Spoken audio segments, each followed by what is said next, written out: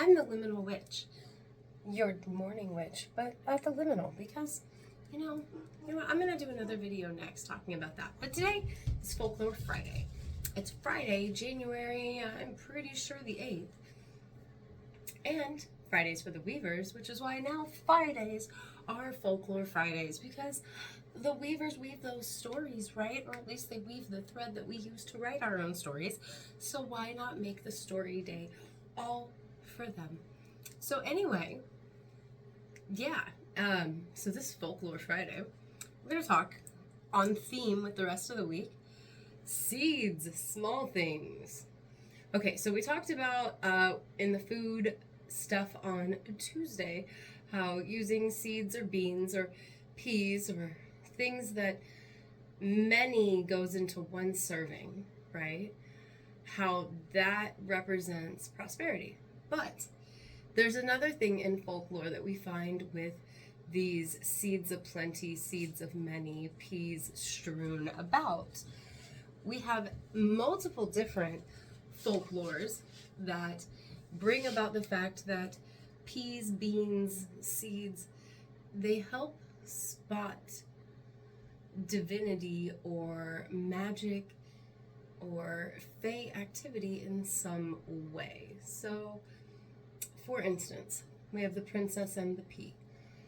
And the Princess and the Pea is a story about a girl like me who can feel a pea under a million mattresses.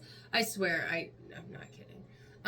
But anyway, there's a reason I'm interested in that story. But that story goes back very, very far, thousands of years, where we learn about divine individuals being found out by a very small irritation in something that shouldn't be irritating. They shouldn't even be able to feel it or know it's there, but they do, and it bothers them. There's a story, not just the Princess and the Pea, right? Because not only does she feel the pea, but she's like bruised terribly. She got a horrible night's sleep, right? And we have Asian story from 3,000 to 5,000 years ago, I think, about a young person who's, God, this is getting heavy. Sorry, guys. Sleeps on a folded up rose petal that leaves him battered because he is divine. And then we have things like in vampire lore, or in fairy lore, or in like tales from Baba Yaga, or the original Cinderella. We have things where you have a ton of seeds that have to be picked up or counted, right? And so with vampires, it comes about from the standpoint that the fae have to stop and count those seeds.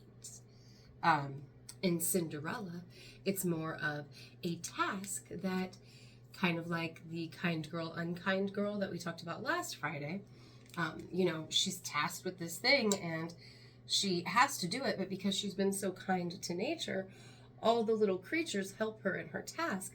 And again, this points to magic and, in a way, divinity. Is Cinderella divine in and of herself? No, but she is the kind girl in the kind girl, unkind girl thing.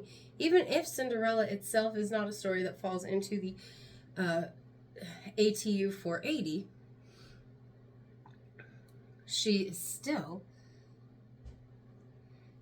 a kind girl in her story compared to her stepsisters. So think about it when you're like handling a bunch of birdseed or anything else. Like, this is huge in folklore.